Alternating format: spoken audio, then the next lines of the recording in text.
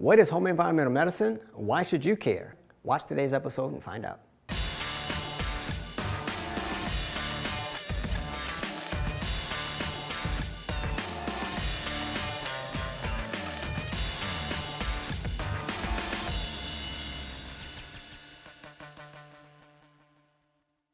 Okay, I want to introduce a new paradigm of the healthcare industry I call home environmental medicine. Home environmental medicine is basically when you have an indoor environment, there is activity in that space that is visible and invisible that will affect the chemical releases in your brain that will either cause stress in the body or eliminate stress in the body. So home environmental medicine is an application that I created so that I can actually use the physical space of a person's home to relieve stress triggers in the brain and help them to recover. One of my main focuses of interest in home recovery is the bedroom. If a person does not get a good night's sleep and they don't go into REM phase of sleep, the body will not recover. So my general focus is on what are the hindrances to a person actually falling into sleep and sleeping through the night. One of the factors could be, for example, particulate matter, otherwise known as dust. Dust can impede your respiratory system. It can cause nose runs. It could cause coughing and gagging. And these things can be a hindrance to your ability to actually sleep, even though you may not be aware of it. Once an air purification process has been taken place,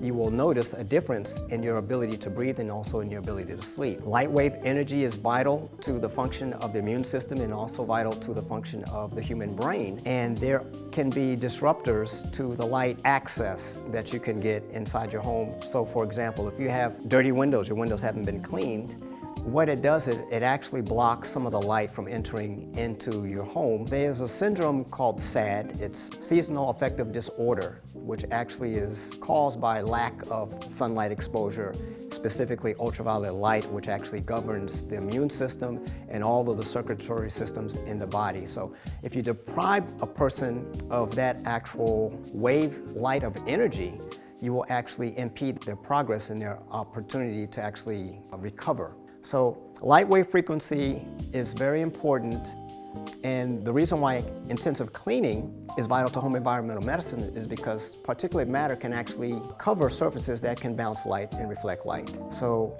if you have, for example, a home that has not been cleaned for maybe 20 days or maybe 20 years, you're going to have accumulation of particulate matter that's going to cover the surfaces that light needs to bounce off of or light needs to transmit through.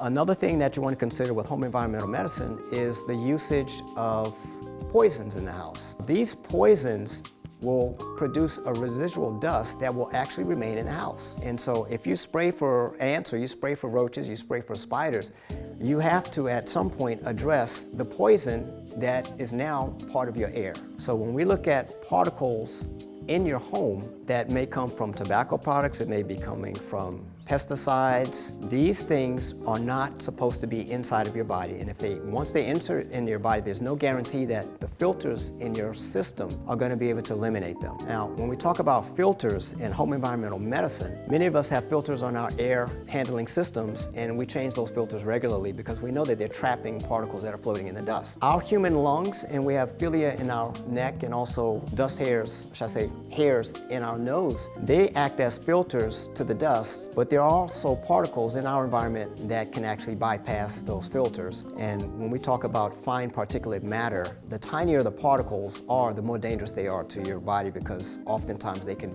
bypass the filters and end up damaging your cells. So if the particles are small enough to float in the air and you breathe them in, they enter into your bloodstream, they can translocate to any part of your body, and that's going to cause cancer. What will happen is the cells that surround that particular organ where that particle is will start to die as a result of this particle being there. Now, it could be a particle that may be non-toxic. It can also be a particle that is very toxic, which is, as I would call, a double whammy. So you have situations where you have particles that can be airborne that are not toxic, but they can get stuck in the body and cause damage.